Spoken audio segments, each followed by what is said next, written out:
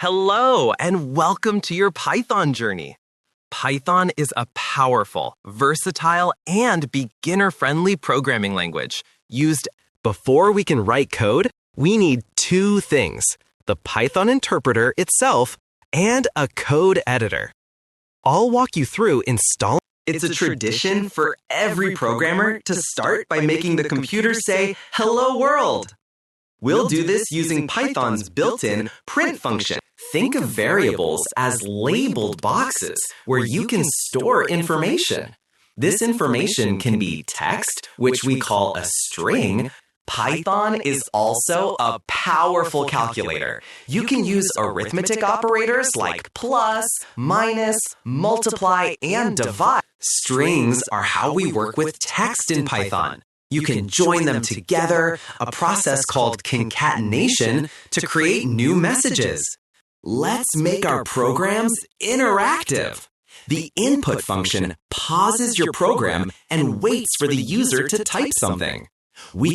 Programs often need to make decisions. With if, elif, and else statements, you can tell your code to execute different. What if you need to store multiple items, like a shopping list? For that, we use lists. A list is Instead of writing the same code over and over, we can use loops.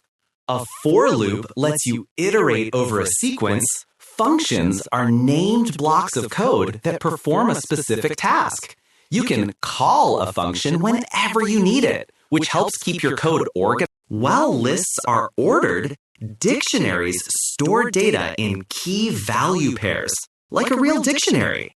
Instead of using an index, sometimes code can fail. A user might enter text when you expect a number, causing an error. The try and except block Python's power comes from its vast collection of modules and libraries. These are pre-written sets of code you can import. Congratulations! You've learned the fundamentals of Python. From here, a world of possibilities opens up. You can